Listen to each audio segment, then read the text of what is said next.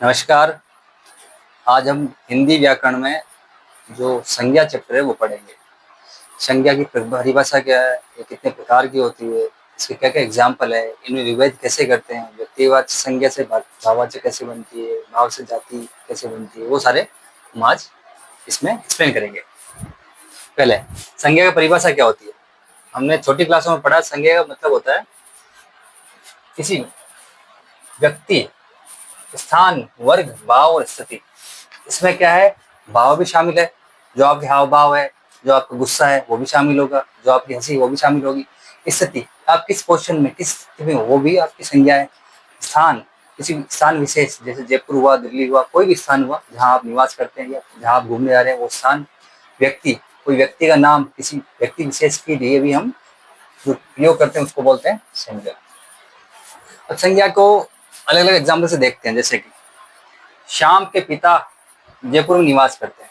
अब श्याम क्या है, यहाँ एक व्यक्ति की चीज हो गया। पिता है, उसका संबंध है जो श्याम से, तो निवास कहाँ कर रहा है, जयपुर, तो जयपुर क्या हुआ, स्थान हो गया।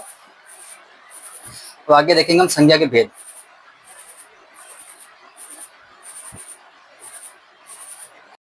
सामान्यतः हम संज्ञा को 3 भागों में बांटते हैं, व्यक्तिवाचक, जातिवाचक और भाववाचक। हम तीनों के हम अलग अलग एग्जाम्पल देखेंगे, उनकी अलग अलग परिभाषा देखेंगे, क्या फर्क है। पहला है व्यक्तिवाचक।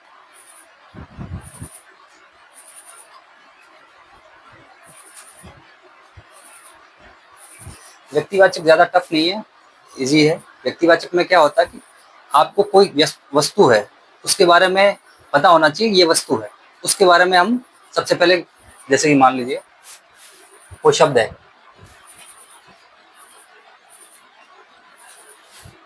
कोई शब्द है जो कि किसी विशेष स्थान को बहुत कराता है। विशेष स्थान मतलब जो कि विश्व में एक हो।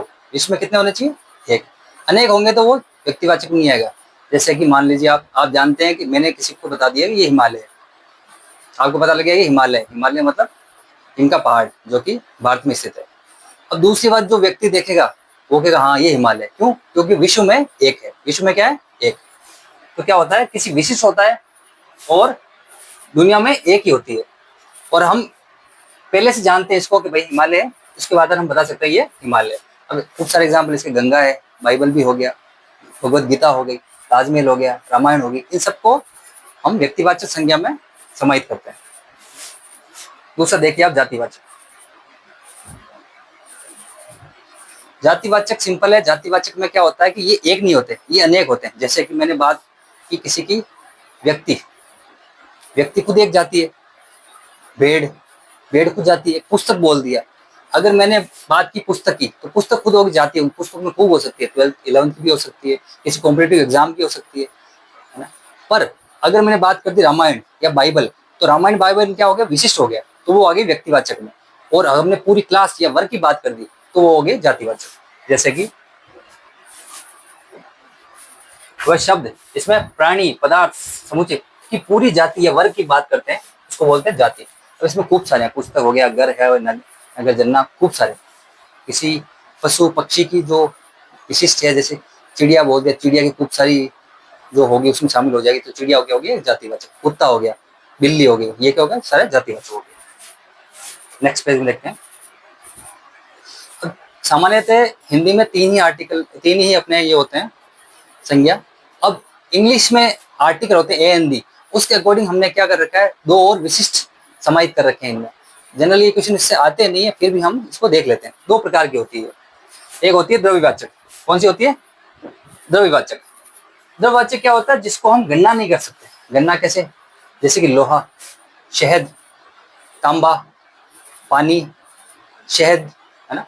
इन सब की क्या गणना नहीं कर सकते। गणना मतलब क्या, ऐसे नहीं कह सकते एक शहद 2 शहद, या एक पानी 2 पानी, या एक लोहा 2 लोहा, एक तांबा 2 तांबा। जो अगणनीय हो, जिनकी गणना नहीं कर सकते, उनको बोलते हैं द्रव्यवाचक। द्रव्य का मतलब होता है पदार्थ।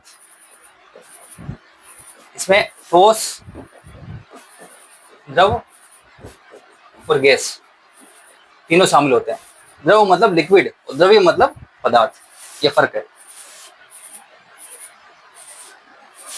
दूसरी होती है समूहवाचक। समूहवाचक वह संज्ञा होती है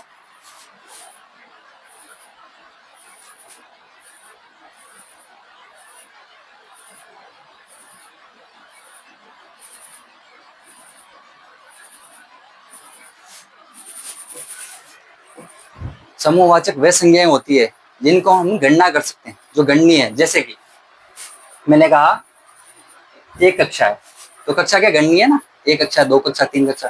तो जुलूस है या मंडली है, उसमें कुछ लोगों की, कुछ सदस्यों की संख्या होगी, तो गणना कर सकते हैं ना उनकी, तो गणनीय है वो, जो वो आएंगे समूह में, समूहवाचक संज्ञा।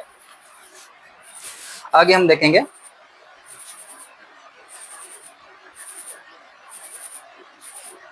व्यक्तिवाचक संज्ञा को हम जातिवाचक संज्ञा में कैसे परिवर्तित करते हैं। अब देखिए, विश्व में रावण एक ही था, तो मैंने कहा था जो एक चीज हो, जो विशिष्ट हो, जो विश्व में एक हो, वो क्या होगा, व्यक्तिवाचक संज्ञा। किंतु अगर व्यक्तिवाचक को हम जातिवाचक बदल दे तो, जैसे कि इन रावणों से बचो, ये एक वाक्य है, इन रावणों से बचो।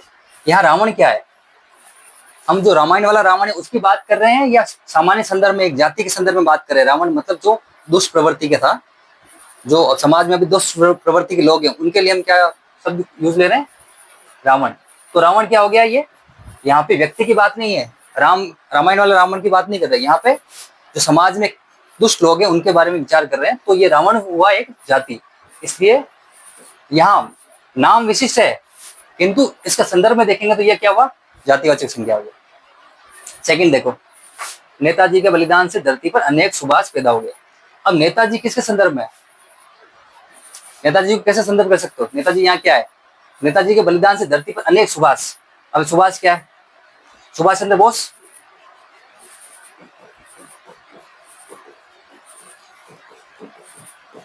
सुभाष चंद्र बोस एक व्यक्तिगत संज्ञा थी, किंतु हम यहाँ सेंटेंस का उपयोग ले रहे हैं, वाक्य में अनेक सुभाष पैदा हो गए, यानी सुभाष जैसे अच्छे व्यक्ति जो अपने देश हित के लिए कार्य कर सकते हैं, वो अनेक सुभाष पैदा हो गए। तो सुभाष यहाँ क्या हो गया, यहाँ हम जाति के संदर्भ में बात कर रहे हैं, ये व्यक्तिवाचक होते हुए भी जातिवाचक हो गया, क्योंकि यहाँ वाक्य में इसका प्रयोग ऐसे लिया गया, जाति के रूप में सुभाष। नेक्स्ट सेंटेंस में यही है, वह बिल्कुल हरिश्चंद्र है। अब यहाँ हरिश्चंद्र तो एक ही थे जो सदैव सत्य बोलते थे, किंतु यहाँ संदर्भ देखिए, वे बिल्कुल हरिश्चंद्र है, मतलब किसी दूसरे व्यक्ति को हरिश्चंद्र कहा गया है। तो मतलब क्या हुआ, हरिश्चंद्र एक जाति हो गई, क्या हुआ, जाति। वो हरिश्चंद्र उनकी बात नहीं कर रहे, हम हरिश्चंद्र बात कर रहे हैं जो सच बोलता है, तो इसके लिए हम वापस इसको जाति में। तो ये तीन वाक्य बताते हैं कि है तो ये व्यक्ति में, पर वाक्य के संदर्भ में इनको हम जाति के रूप में बताया गया।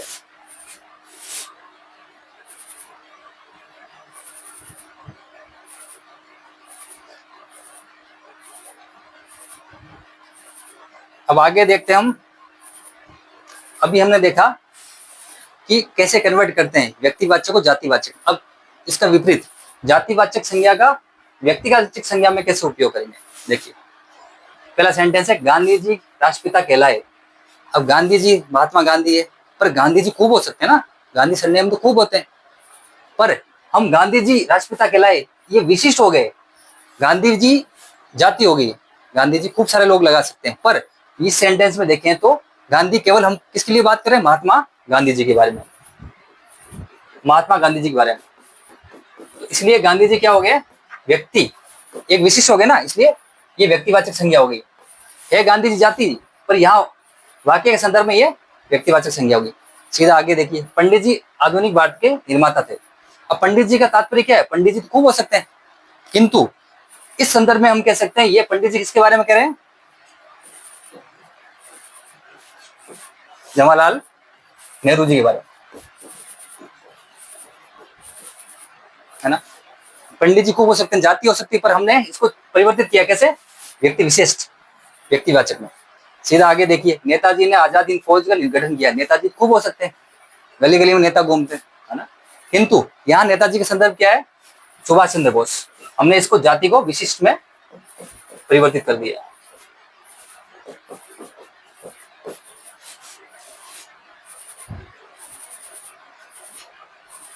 ये दो हो गया, व्यक्तिवाचक हो चुका है, जातिवाचक हो चुका। आगे हम भाववाचक। भाव का तात्पर्य ये होता है वो चीज जिसको हम छू नहीं सकते, स्पर्श नहीं कर सकते, जो अपनी इंद्रियों छू देख नहीं सकते, स्पर्श नहीं कर सकते। जैसे कि ये व्यक्ति बहुत ईमानदार है, अब ईमानदारी को आप ना देख सकते हैं, ना छू सकते हैं, ना सूंघ सकते हैं, ना स्पर्श कर सकते हैं, तो वो संज्ञा क्या हुई? भाववाचक संज्ञा।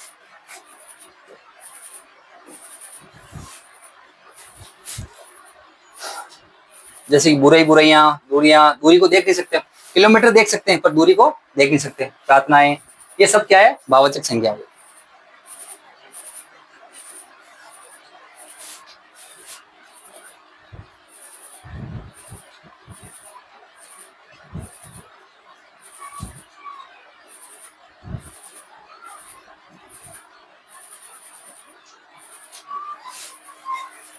अब हम क्या करेंगे,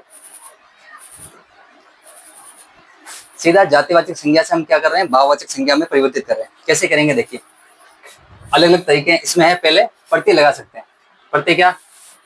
लड़का हो गया, जाति होगी। अगर पन लगा दें हम प्रत्यय तो क्या हो गया? लड़कपन। लड़कपन क्या हो गया? भाववाचक संज्ञा। सेम ऐसा ही मित्र, मित्र क्या हो गया? जातिवाचक संज्ञा। पर मित्रता, ता प्रत्यय लग गया तो मित्रता क्या हो गया? भाववाचक। पशु, पशुता, आदमी, आदमीयत, ये सारे प्रत्यय हैं। चिकित्सा, चिकित्सक, चोरी, चोर, तरुण, तरुणाई, प्रत्यय लगाकर हम जो जातिवाचक है उसको परिवर्तित कर सकते हैं भाववाचक। दूसरा देखिए, ये हो गया जातिवाचक संज्ञा। दूसरा हो सकता है सर्वनाम। सर्वनाम क्या होता है? व्यक्ति जो संज्ञा है उसके स्थान पर काम आने वाले शब्द, वह, मैं, हम, है ना, उसके स्थान पर काम आने वाले जो शब्द हैं संज्ञा के, वो सर्वनाम कहलाते हैं। सर्वनाम को हम परिवर्तित करके भाववाचक संज्ञा कर सकते हैं। जैसे कि निज, तो लगा दिया प्रत्यय तो निजत्व। अपना, अपनापन, अपनापन लग गया। सर्व है तो सर्वस्व लग गया। सर्व तो सर्वस्व हो गया। अहम है तो अहंकार हो गया। मम है तो ममता हो गया। इनको प्रत्यय लगा के हमने सर्वनाम को परिवर्तित कर दिया भाववाचक में। नेक्स्ट है विशेषण। विशेषण क्या होता है? संज्ञा और सर्वनाम दोनों की विशेषता बताने वाले कुछ शब्द होते हैं, उनको विशेषण बोलते हैं। विशेषण से भी हम भाववाचक संज्ञा परिवर्तित कर सकते हैं। जैसे कि वो व्यक्ति बहुत बूढ़ा है, ये उसकी विशेषता होगी बूढ़ा, पर इसे प्रत्यय लगे आपा तो क्या हो गया? बुढ़ापा। तो ये भाववाचक संज्ञा हो गई, ये विशेषण हो गया। चतुर्थ क्या है? विशेषण, वो बहुत चतुर व्यक्ति है, विशेषता बता रहा है कि वो चतुर है। किंतु अगर ता लगा दिया या आई लगा दिया, ई लगा दिया तो क्या हो गया? ये भाववाचक संज्ञा होगी। ऐसे ही मीठा की जगह मिठास हो गया, ये भाववाचक संज्ञा होगी। मधुर, मधुरता, ये सब प्रत्यय लगा के, विशेषण में प्रत्यय लगा के हमने क्या किया है? इसको भाववाचक संज्ञा में परिवर्तित किया है। अगला है क्रियावाचक। क्रिया से भी हम चेंज कर सकते हैं। क्रिया कैसे? चढ़ना, चढ़ना क्या क्रिया हो गई, या पढ़ना, चढ़ना, दौड़ना, ये सब क्रियाएं। इनमें प्रत्यय लगा दिया आई तो चढ़ाई हो गई। चढ़ना, चलना तो हो गया चाल। दौड़ना तो क्या हो गया? दौड़। दौड़, चाल, चढ़ाई, ये क्या है? भाववाचक संज्ञा है सारी। नेक्स्ट है अव्यय। अव्यय वो चीजें होती है जो कि समय काल के साथ परिवर्तित नहीं होती, सेम रहती है ना। वो आगे पढ़ेंगे हम, चैप्टर आएगा अव्यय का। अव्यय जैसे निकट, अब लिंग के अकॉर्डिंग भी चेंज नहीं होते। निकट व्यक्ति के लिए, पुरुष और महिला दोनों के लिए सेम होगा, निकट निकट ही रहेगा। दूर दूरी, नीचे नीचता। अब ये निकट अव्यय, ता प्रत्यय लग गया निकटता, ये हो गई भाववाचक संज्ञा। दूर के दूरी हो गई भाववाचक संज्ञा। नीचे को नीचता हो गया भाववाचक संज्ञा। ऊपर का ऊपरी, दिक् को धिक्कार, ये सब भाववाचक संज्ञा के प्रकार है। हमने कन्वर्ट कर दिया, संज्ञा से कर दिया, विशेषण कर दिया, सर्वनाम कर सकते हैं, अव्यय से कर दिया। इसको भाववाचक संज्ञा में कैसे कैसे परिवर्तित कर सकते हैं वो बता दिया है। और विशेषण को भी हम संज्ञा के रूप में ले सकते हैं। ये ज्यादा एग्जाम में आते नहीं, फिर भी एक बार देख लेते हैं। जैसे गरीब लड़के पढ़ नहीं सकते। अब गरीब शब्द है यहाँ लड़के का विशेषण है। अब गरीब क्या बता रहा है यहाँ? गरीब बता रहा है क्या विशेषता? किसकी? लड़के की। लड़के क्या बता रहा है? विशेषता बता रहा है। तो ये है।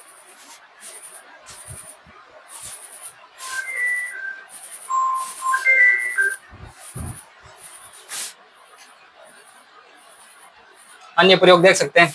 ईमानदारों को डरने की जरूरत नहीं है। अब ईमानदारी क्या है? भाववाचक, भाववाचक है या नहीं है? ईमानदारी भाववाचक हो गया।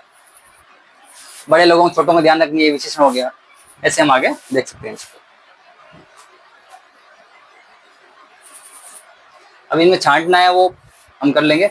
तो ये संज्ञा अपनी संपूर्ण हो चुकी है। अब संज्ञा के हम अलग अलग एग्जाम्पल, अलग अलग क्वेश्चनों में आए हुए, अलग अलग एग्जामों में आए हुए क्वेश्चन बहुत सारे देखेंगे नेक्स्ट क्लास में, है ना। Thank you.